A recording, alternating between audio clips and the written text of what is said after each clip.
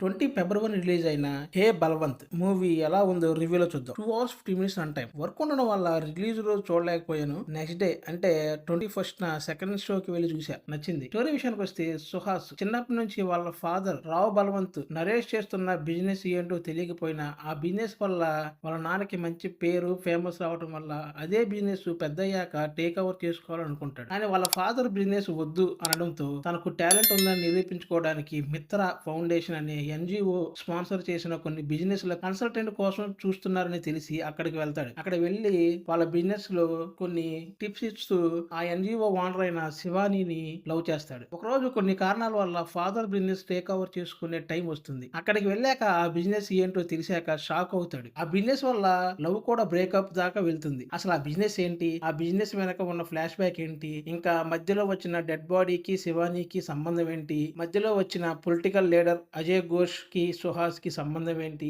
Vanilla Kishore చంపా వీళ్ళ characters కి సుహాస్ కి ఏంటి సంబంధం, చివరకు వాళ్ళ ఫాదర్ బిజినెస్ ఏమైంది అన్నదే మిగతా స్టోరీ. ఇంకా ప్లస్ పాయింట్ విషయానికి వస్తే main plus and strength story. ఇంకా నరేష్ పర్ఫార్మెన్స్ కూడా మూవీకి స్ట్రెంగ్త్. ఇంకా సుదర్శన్ క్యారెక్టర్ మూవీ స్టార్టింగ్ నుంచి ఎండింగ్ వరకు మూవీ ఎక్కడ బోర్ కొట్టకుండా కామెడీ టైమింగ్స్ ఎక్సలెంట్ పర్ఫార్మెన్స్ ఇచ్చాడు. ఇంకా స్టోరీ కొంచెం అడల్ట్ కంటెంట్ అయినా డైరెక్టర్ అంత వలగర లేకుండా చాలా బాగా చూపించాడు. ఇంకా సుహాస్ యాక్టింగ్ కూడా మూవీకి ఎప్పటిలాగే ఎండింగ్ లో బాగా ఎమోషనల్ చేశాడు. ఇంకా స్క్రీన్ ప్లే బాగుంది. స్టార్టింగ్ మూవీ కొంచెం స్లోగా ఉన్న తర్వాత స్టోరీలోకి వెళ్లే కొద్దీ తర్వాత ఏమి జరుగుతుంది అనే ఇంటెన్షన్ క్రియేట్ అవుతుంది ఆడియన్స్ లో. ఇంకా బ్యాక్గ్రౌండ్ మ్యూజిక్ బాగుంది. సాంగ్స్ కూడా బాగున్నాయి. ప్రొడక్షన్ వాల్యూస్ కూడా మూవీ అట్మాస్ఫియర్ కి సరిపోయేలా ఉన్నాయి. ఇంకా చాలా మూవీస్ లో సపోర్టింగ్ కాస్టింగ్ పెద్దగా యూజ్ చేసుకోరు, కానీ ఈ మూవీలో వీలైనంత వరకు సపోర్టింగ్ కాస్ట్ ని ఇంపార్టెన్స్ ఇచ్చారు డైరెక్టర్. ఇంకా మూవీలో అయితే కామెడీ అనేది ఎక్కడ డిసప్పాయింట్ చేయకుండా కామెడీ టైమింగ్ ని సిచ్యువేషన్ కి సింక్ అయ్యే కామెడీ డైలాగ్స్ గానీ బాగా సూట్ అయ్యాయి. ఇంకా మైనస్ పాయింట్ విషయానికి వస్తే స్టార్టింగ్ స్టోరీ కొంచెం స్లోగా ఉంటుంది. ఇంకా సెకండ్ హాఫ్ లో కొన్ని సీన్స్